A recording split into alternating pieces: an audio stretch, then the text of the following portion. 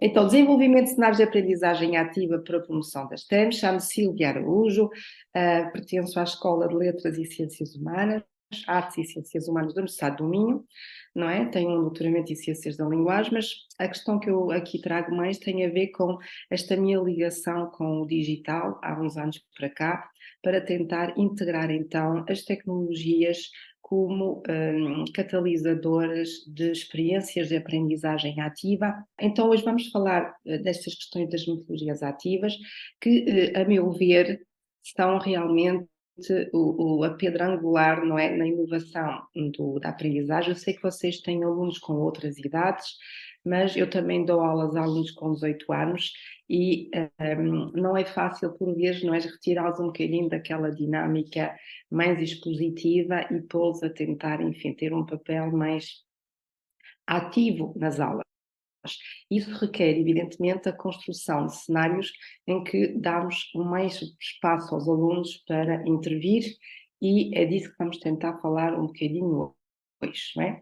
Então, como construir cenários de aprendizagem eficazes que possam ser aplicados no contexto interdisciplinar. Eu falei aqui de comunicação de ciência.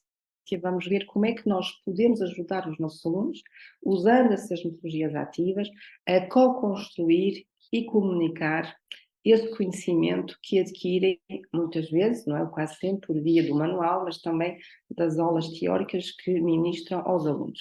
O PAF é um bocadinho esta interseção entre três núcleos, não é? Que é fazer com que os alunos então desenvolvam competências bidisciplinares, aqui em TIC, mas também em ciência, ou seja, as TIC como suporte à promoção da literacia científica e através de quê? É isso que vamos tentar fazer hoje usando precisamente IA generativa, colocando os alunos como prosumers, prosumidores, quer dizer que é alunos que produzem conteúdo multimodais. Nós vamos ver depois o que é esse conceito multimodal, não é? Multimodal tem a ver com o facto de sair um bocadinho do Word e poder associar ao texto outros elementos da expressão, por exemplo, o áudio, elementos sonoros, elementos visuais, não é? Esta literacia que nós chamamos hoje multimodal tem a ver precisamente com saber ler um gráfico, saber representar um gráfico, saber escolher uma imagem que ilustra aquele texto. Então, é uma competência por si só que, no fundo, depois requer uma série de literacias também, visual, mas também tecnológica, que é isso, a meu ver, que importa desenvolver nos nossos jovens, não é? Então, poderá ser criar infografias, visualizações, vídeos, não é? E tudo isso em prol de quê? De uma comunicação do conhecimento adquiridos em aula. Então, isto levanta aqui questões muito interessantes. Como é que aquilo que fazemos em aula pode ser benéfico para a comunidade em concreto, não é? E fazer com que até possa estar publicado num espaço que não seja necessariamente o da aula onde o intervém, não é? Depois, ao vosso nível de ensino, isso levanta uma série de questões, mas nós, por exemplo, estamos a criar muitos canais podcast, não é? Onde eles têm que redigir o script do podcast e publicam depois isso no canal, por exemplo, Spotify, que pode ficar privado ou não, mas vamos daqui para a frente falar sobre isto. Cada vez mais falamos da autonomia do aluno, não é? Para não falar de outros conceitos mais complexos, como é que desenvolvemos hoje o espírito crítico, a criatividade e a literacia digital nos nossos jovens, não é? E autonomia é aqui, para mim, a meu ver, não é? É o elemento central.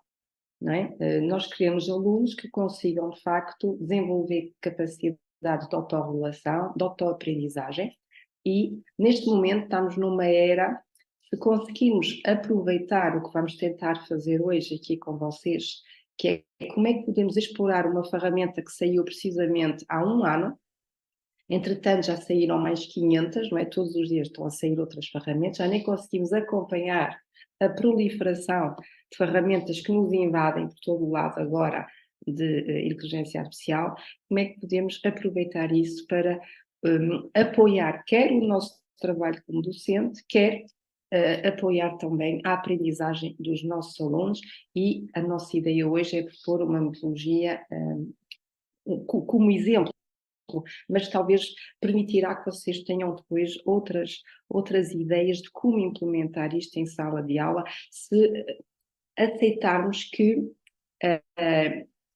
o cerne da aprendizagem, talvez nós colocamos muito o foco na resposta do aluno, e por que não colocar também agora a tónica na pergunta, levar os alunos a questionarem o que é que estão a fazer perguntas inteligentes, não é? Uma pergunta, já uma boa pergunta é uma meia resposta, não é?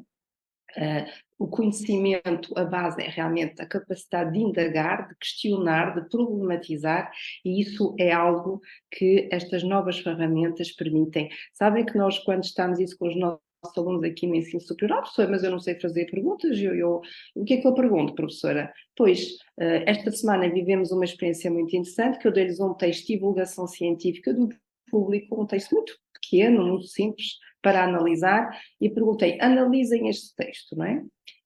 E foi curioso ver, professora, onde é que estão as perguntas? Eu disse, não há perguntas, vou analisar o texto. Mas analisar tal. Bom, então, isso, lá está, este verbo precisa assim imenso, não é? Uma coisa muito genérica, e nem sempre é fácil depois perceber, isto vem da taxonomia de Bloom, só aqueles 4 verbos, né, os 5 verbos que nós conhecemos. A análise está para aí no 4º nível, já exige alguma capacidade de problematização e reflexão, e foi muito curioso ver, não é, que depois pedia, então, façam vocês sozinhos e depois vão tentar usar o ChatGPT e ver como é que interagem com a máquina, e depois tentei dar uma metodologia para tentar apoiar essa reflexão deles. Mas já vamos ver isso com calma.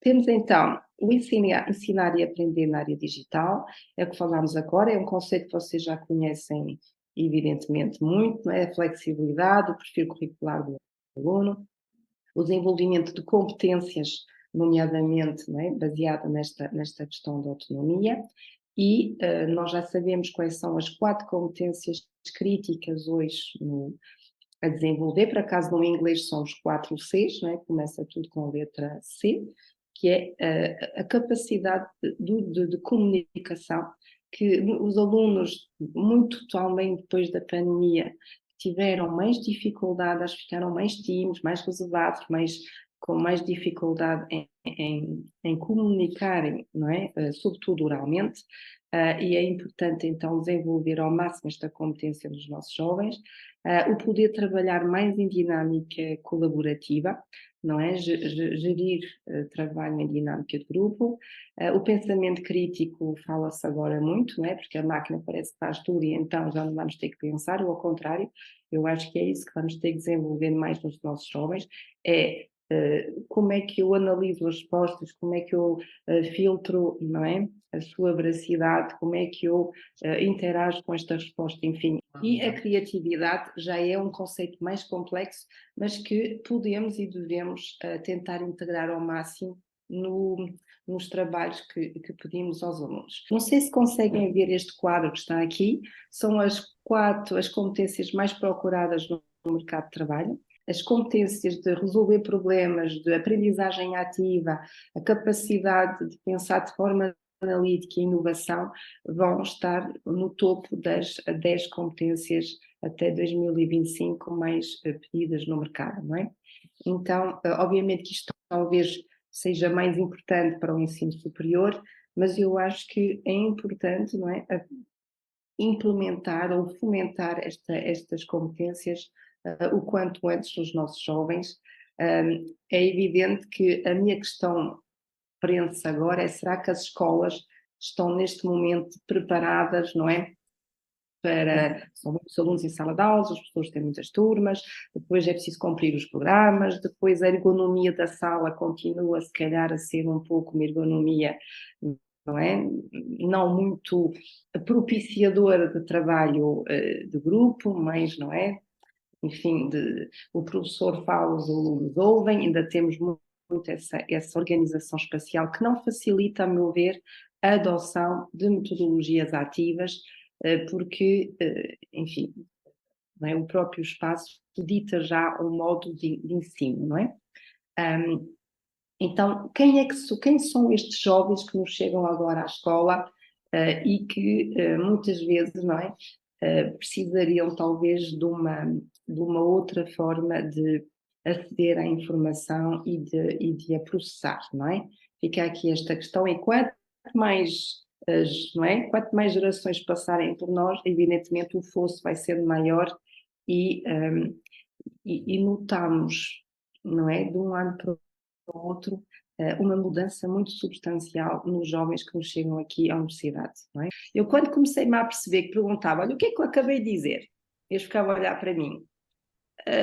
Pois, eu disse, bom, então não ouviram nada do que eu disse, ok? Ao fim de 5, 10 minutos, os nossos alunos já desligaram. A dificuldade que os alunos têm hoje em compreender o que nós dizemos, em ter capacidade de concentração e de absorção da informação, e que nós temos que alternar de forma muito dinâmica o tipo de coisas que temos. Estes jovens são diferentes, isso não vai lá. Não é? O meu filho consegue ver televisão, telemóvel, música, aquilo é uma coisa que eu até fico um pouco horrorizada às vezes, porque eles têm tudo ocupado com mil canais a funcionar, não é? Então são jovens diferentes e é isso que eu tento entender. Nós, sabem que nós damos aqui muita formação a professores e não levem a mal o que eu vou dizer. Qual é a maior dificuldade que nós sentimos? É calar o professor. As pessoas falam demais. Ocupam a aula toda. Não é? Há uma frase do Einstein que eu tinha lido há um tempo atrás, mas eu na altura não entendi bem e demorei um tempo até a processar, que dizia, quanto menos ensina, eles mais aprendem. E depois havia uma outra mais à frente que é, aprende sozinho, mas nunca sem os outros. Ou seja, se nós juntarmos estas duas frases incríveis, quer dizer o quê? Se o meu marido me levar 20 vezes a um sítio e não fui eu que fui, eu não decoro o caminho. Eu digo, mas eu já vim cá tantas vezes e não consegui. Não, porque não fui eu que vim, foste tu que me trouxeste. A aprendizagem, pelo menos para mim, tem que ser experiencial. Eu tenho que a viver, eu tenho que a sentir, eu tenho que estar nela e não é ser imposta por alguém que me relata e que me narra, não é? Obviamente, muitas vezes os professores também sentem-se esmagados por esses programas, esses conteúdos em massa, não é? E fica difícil sequer, não é? Enfim, sair um pouco dessa dinâmica. Eu sei, eu compreendo, não é? Agora, não sei se mesmo assim. Pensem comigo, se darmos tudo e aquilo nem raspa, nem entrou, não é? E se conseguíssemos pôr muito mais implicados naquilo que estão a aprender, será que a aprendizagem estava mais efetiva, mais... Enfim, aqui é que entra toda a questão das metodologias ativas, que é o que eu digo, eu quase não dou aulas, eles é que dão, aliás já chamo isso o learning by teaching.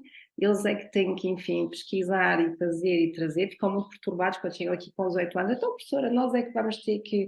Mas eu já sei a matéria, vocês é que vão ter. É tudo organizado, preparado desde o início do semestre, quem dá o quê, quem faz o quê, quando e tal.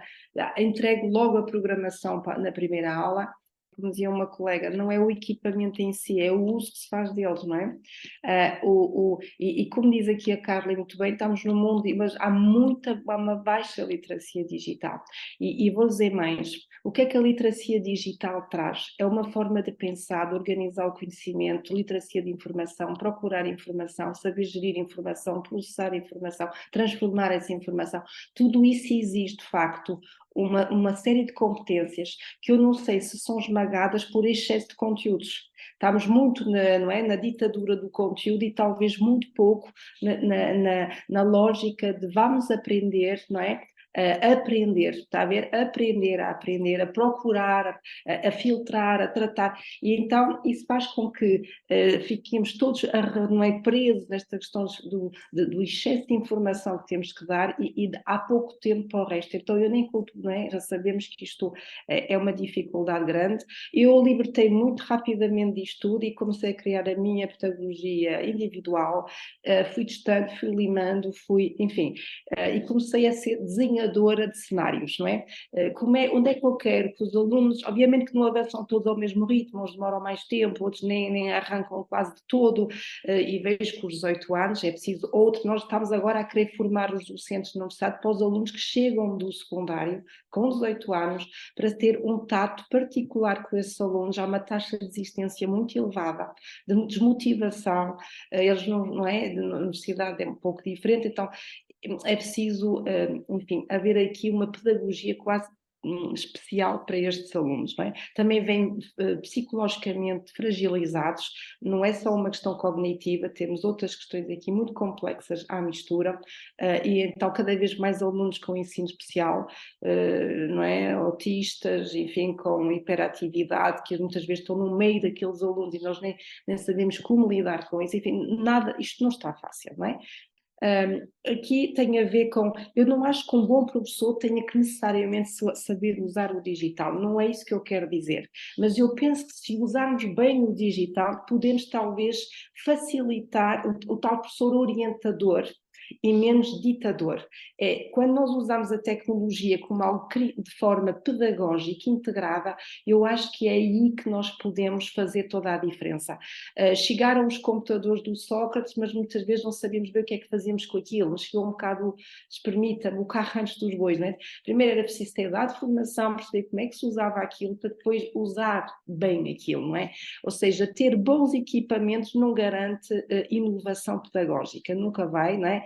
É preciso apostar, de facto, eu continuo a dizer em coisas muito simples, como é que eu posso transformar a minha disciplina numa aula, uma metodologia dinâmica, não é? Mostrar aos nossos alunos, se não for à primeira, vai ser à terceira, cada um tem o seu ritmo de aprendizagem, e daí que a questão dos cenários de aprendizagem tem esta vantagem, e eu, o que vou trazer aqui hoje, vai se calhar criar algum horror em algum de vocês. Eu entrei de cabeça na IA generativa, e porquê? Depois eu vou explicar. Porque permite ir ao ritmo de aprendizagem dos alunos, permite que eles possam aprender e termos nós um coadjuvante nas nossas aulas. Nós não conseguimos ir a tudo e todos, somos incapazes de gerir tantas turmas e tantos alunos com tantos ritmos de aprendizagem e formas de aprendizagem. Então eu arranjei um auxiliar, não é? E o mais difícil agora, se eu for humilde e disser, eu agora vou ter um coadjuvante. A minha filha estava outro dia com uma ficha de filosofia que ela não estava a conseguir responder, e eu também não conhecia totalmente o conteúdo e não ia estudar tudo com ela. Então eu fui para o ChatGPT e disse, olha, Anaísa, eu vou-te ensinar a usar esta ferramenta.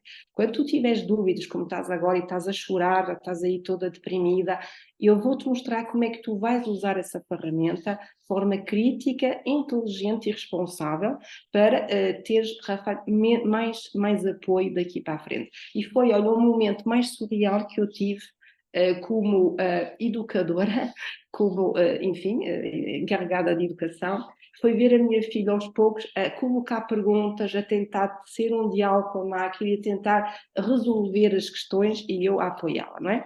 Então, isto não é nada inovador, assusta muito ainda aos professores, há pessoas que ainda resistem, e vamos já passar então para a segunda parte desta metodologia, que é exatamente isto, não é? Então, qual é o professor que eu quero ser?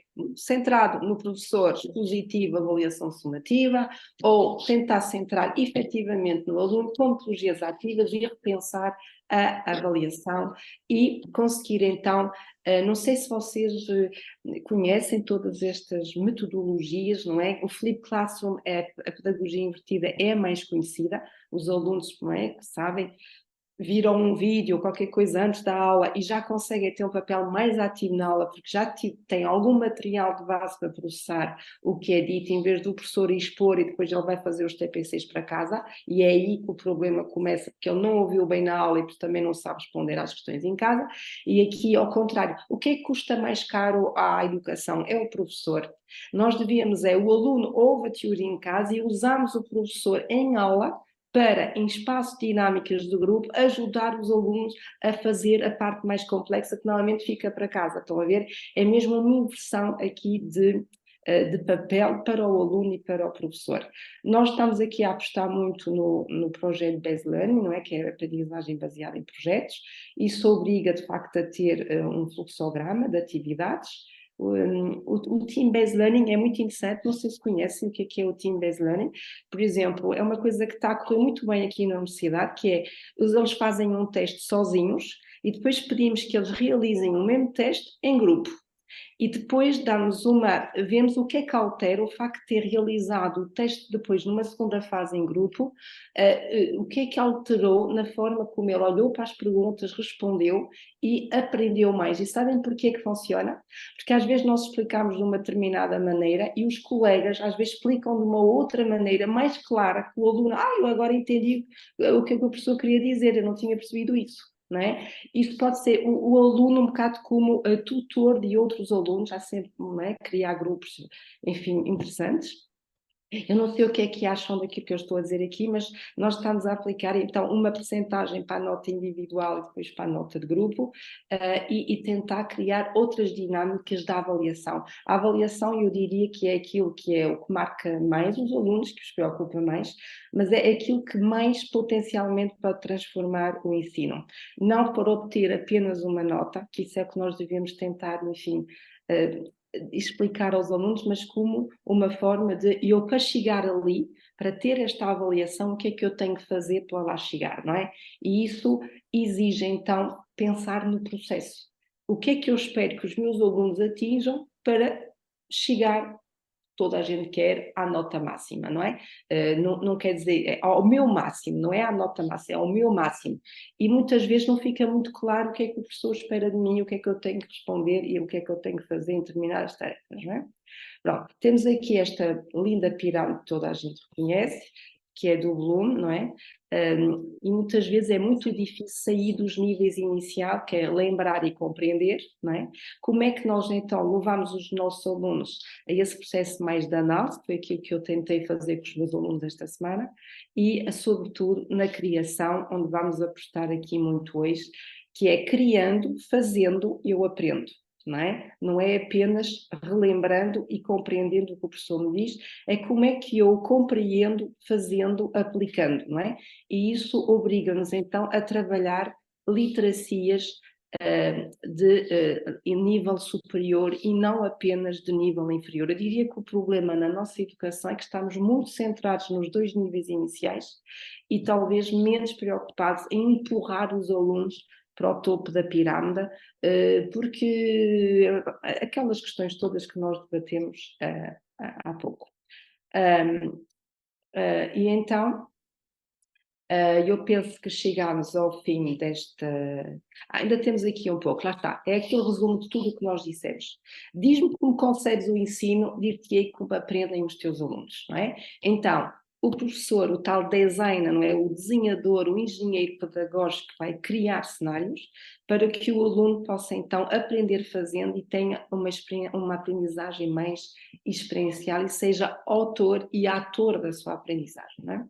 Isso, para mim, é a grande alteração. Então, vamos ter que levar os alunos a ter que saber pesquisar informação, investigar informação, implicar, promover a curiosidade dos nossos jovens, né? Fazer com que eles realmente sintam também prazer nas buscas que fazem, possam fazê-lo de modo mais colaborativa e fomentar a tal interação e a comunicação, como dizia o colega, ensinar a escrever, a pensar, a comunicar a informação que pesquisei e novamente aqui a questão do criar, não é?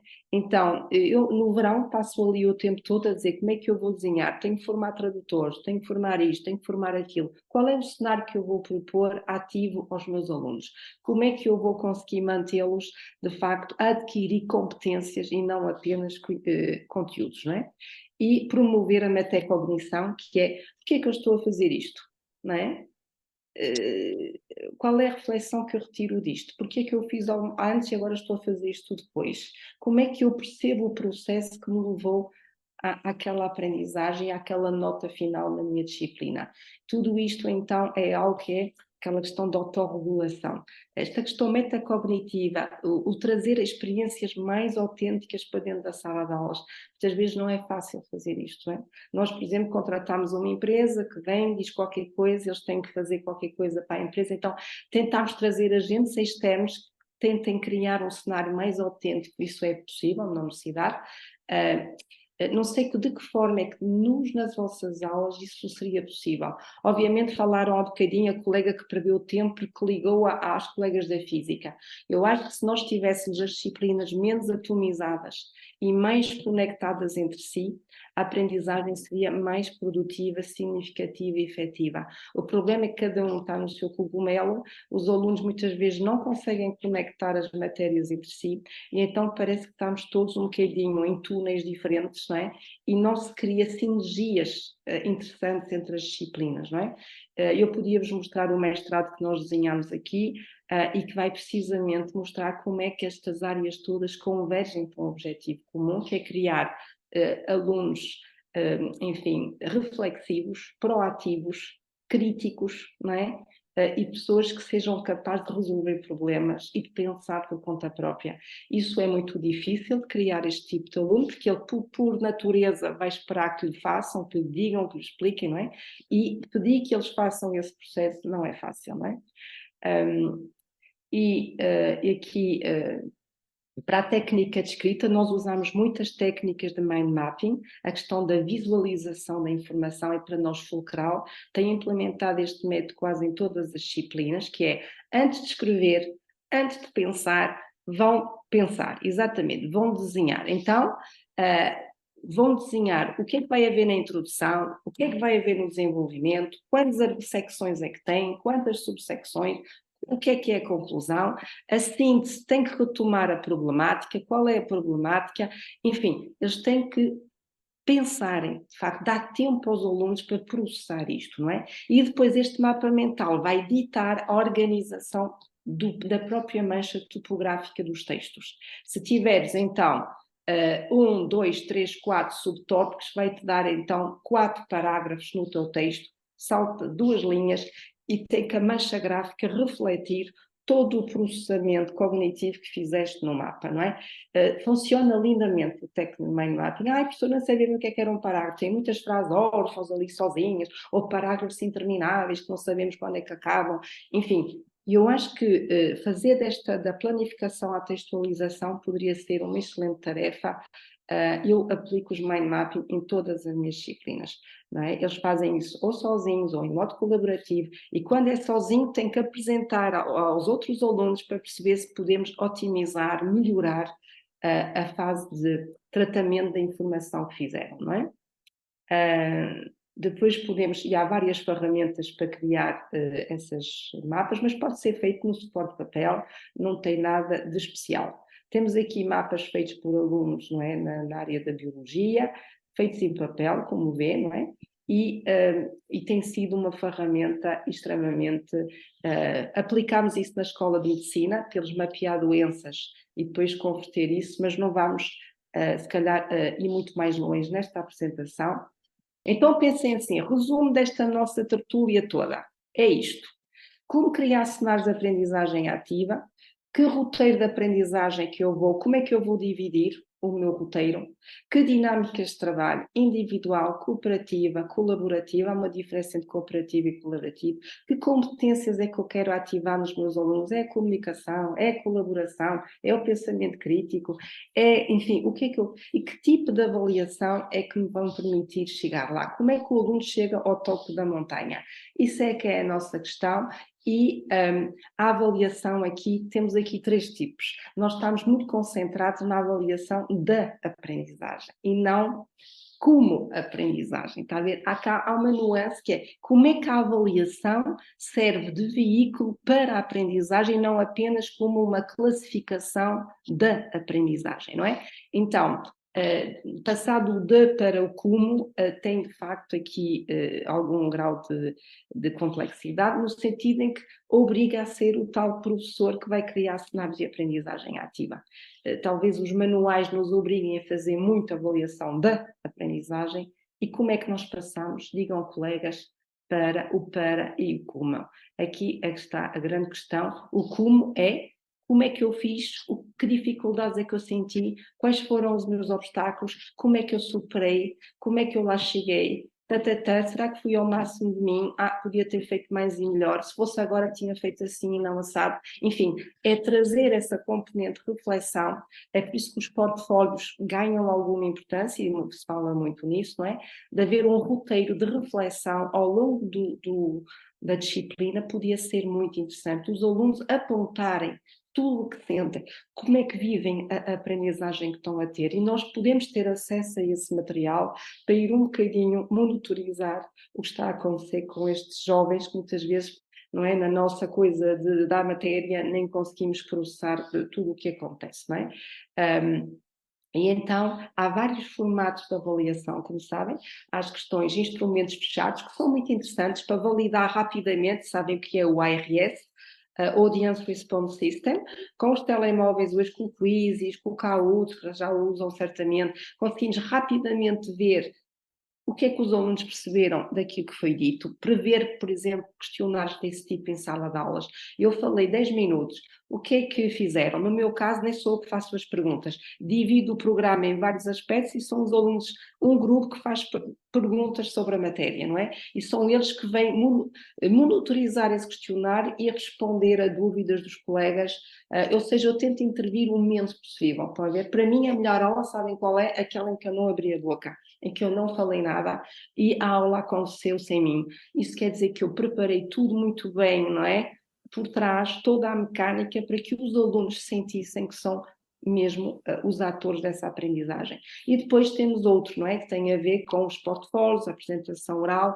É evidente que nós não conseguimos ouvir os alunos todos porque são demais, mas eu posso pedir para fazer um pitch, gravam em casa, é muito simples hoje, instalam uma extensão no Chrome, que é o LOOM, por exemplo, e já estão a fazer uma gravação que submetem no Padlet. Hoje em dia é muito fácil fazer estes portfólios, isto foi feito até no Classroom, onde os alunos documentam todo o trabalho que fazem, como veem colegas. Então, aprender é construir caminhos. Autonomia, autorreflexão, autoeficácia, autoestima. Como é que nós conseguimos desenvolver isto nos nossos alunos? Começa tudo por A, não é? Autoeficácia, como é que eu me torno mais produtivo? Como é que eu consigo gerir melhor o meu tempo? Como é que eu consigo trabalhar melhor em equipa? Como é que eu consigo melhorar a minha aprendizagem? E isso faz-se através de uma autorreflexão, da tal autorregulação, mas a palavra central, de facto, é como é que eu vou desenvolver mais autoestima nos nossos alunos. Acho que eles têm muito pouco, às vezes não confiam nas competências dele, e não tendo autoestima resolvido, tudo o resto bloqueia. Não é? Eles duvidam sempre que são capazes de fazer. Como é que nós levantamos essa autoestima? É muito raro se fala nisto, não é? E o que é que eu noto muitas vezes? Qual é a diferença entre fazer uma questão no chat GPT e fazer uma questão no professor? Num professor eu não vou fazer a pergunta porque vou me sentir avaliada, julgada, se calhar os meus colegas vão se rir de mim porque a minha pergunta não fazia sentido ou não era assim tão inteligente. Enquanto com a máquina eu posso colocar todas as perguntas e ele não me vai avaliar. Há estudos que já começam a sair a dizer isto.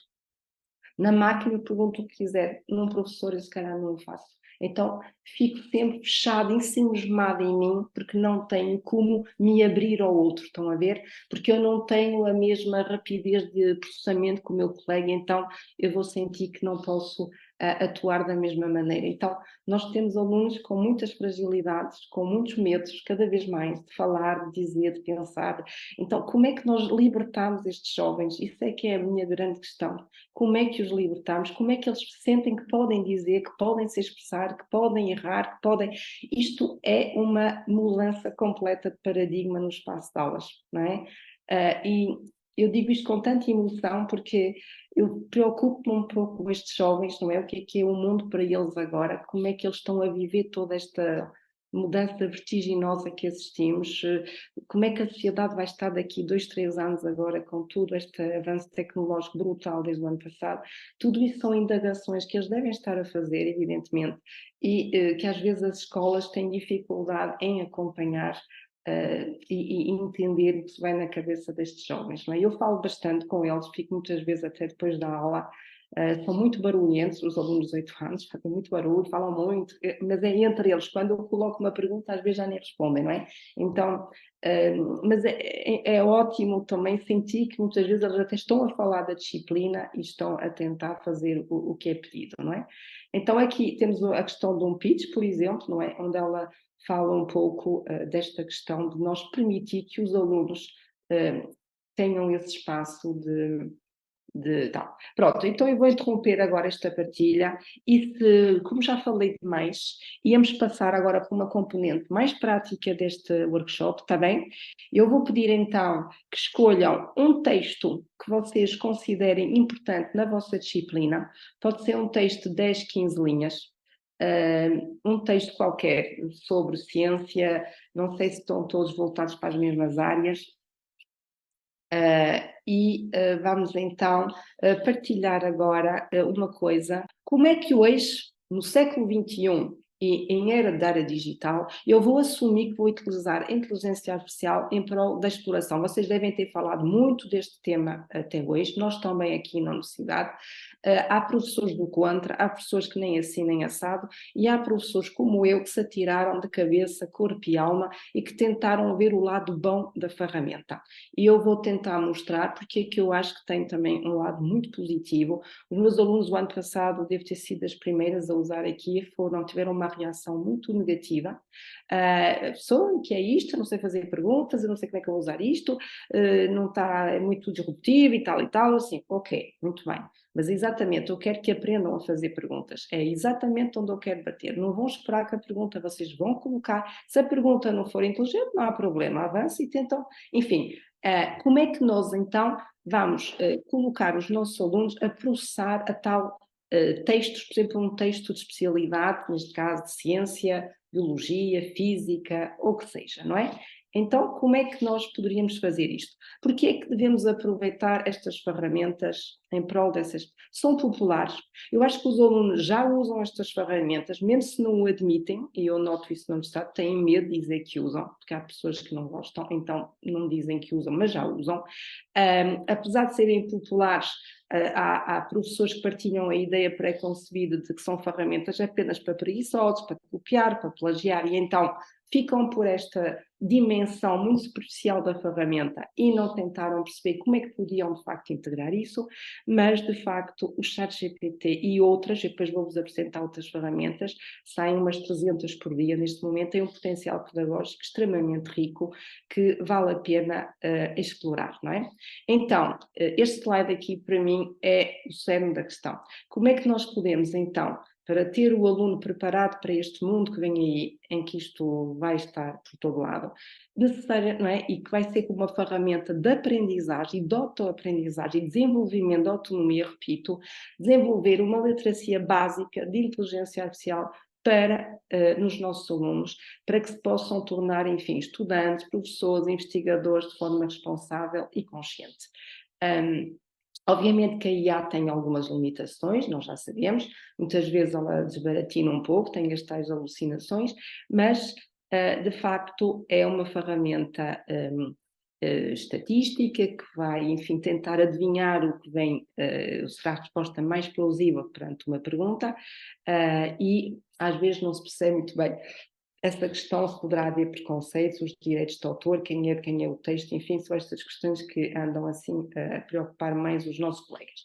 Mas, para não estar a perder muito tempo nessas questões, como é que nós então levamos os nossos alunos a usar estas ferramentas para fazer perguntas perante um enunciado que nós possamos dar aos alunos e, sobretudo, como é que eu vou usar inteligência artificial para avaliar os trabalhos dos alunos e ele próprio fazer uma autoavaliação do trabalho que fez.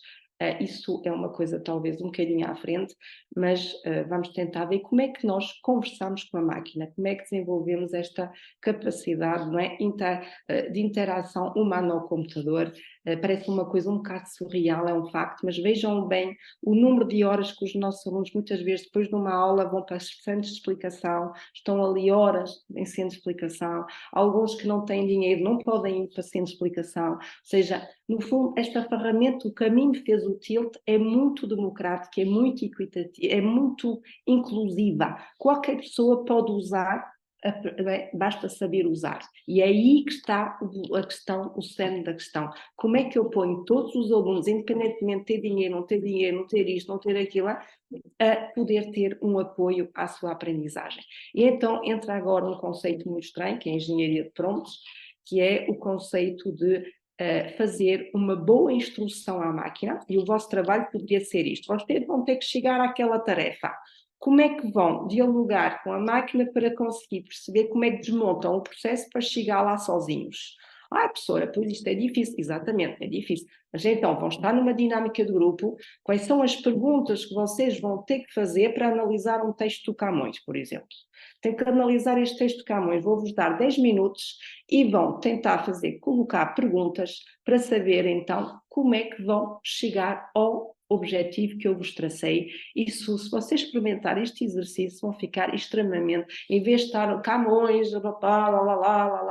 quem é o Camões, não, é tentar que eles tenham o prazer, a fruição de descobrir o texto, de analisarem o texto, de perceberem o texto. Se tiverem uma dúvida, podem perguntar. Se eu não percebo esta palavra, ele diz-me o que é que a palavra quer dizer. Eles vão ter que partir pedra, como eu costumo dizer, para depois, no final de 10 minutos, agora eu quero ouvir cada grupo, por favor, digam-me o que é que aprenderam, o que é que fizeram, o que é que analisaram, o que é que, enfim.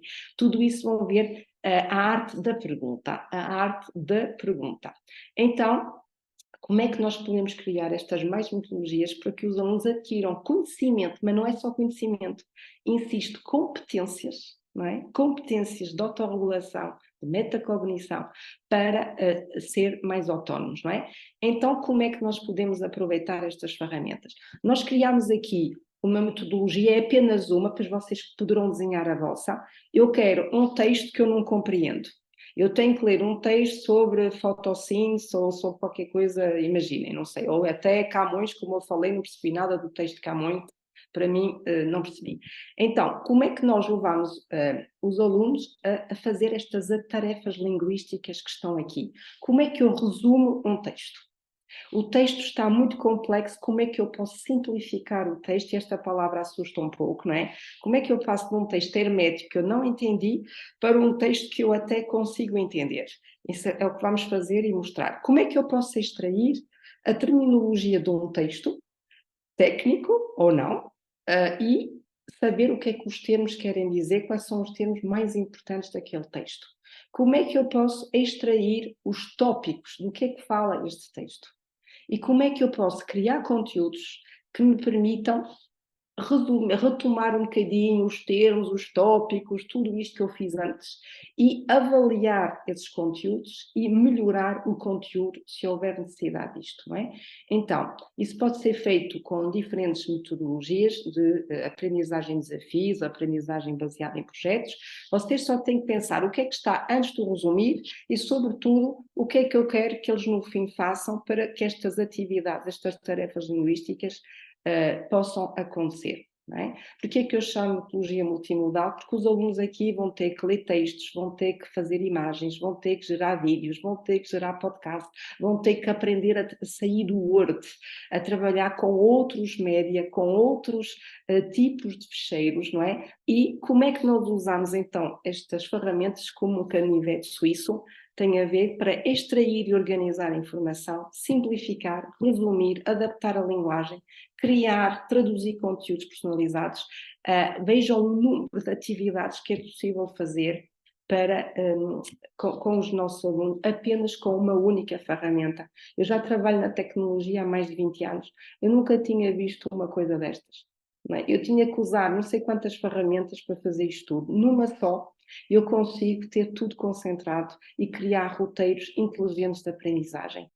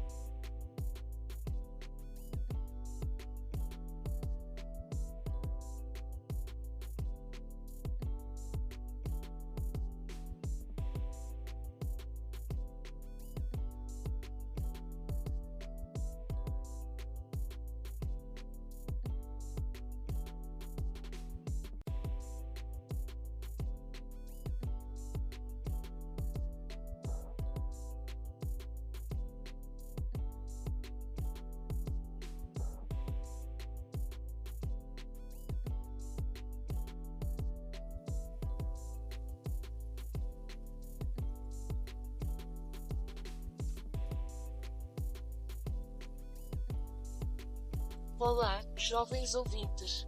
Hoje vamos explorar um tema muito importante: as vacinas. Vamos descobrir juntos como elas funcionam. Isso é muito legal, não é?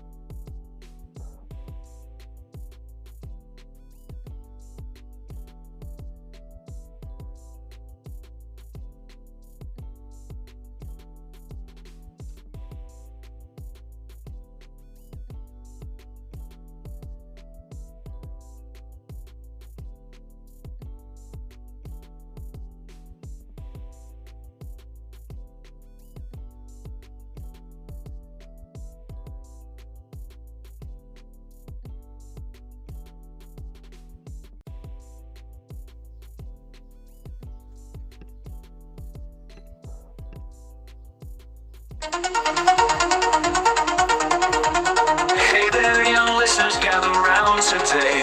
Let's talk about something keep illness away. It's all about vaccines, how they work so grand. A little magic potion for health in your hand.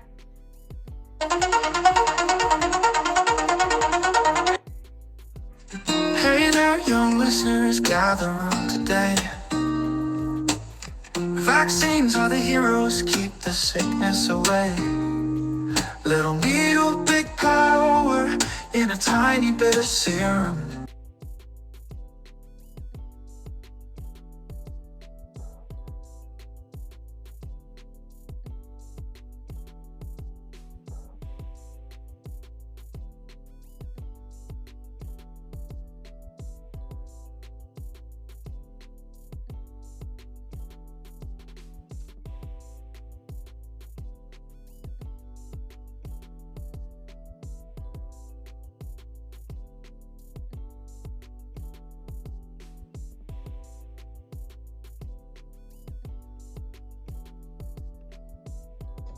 A tool that trains our body, but the whole community. Cooperation. They helped fight the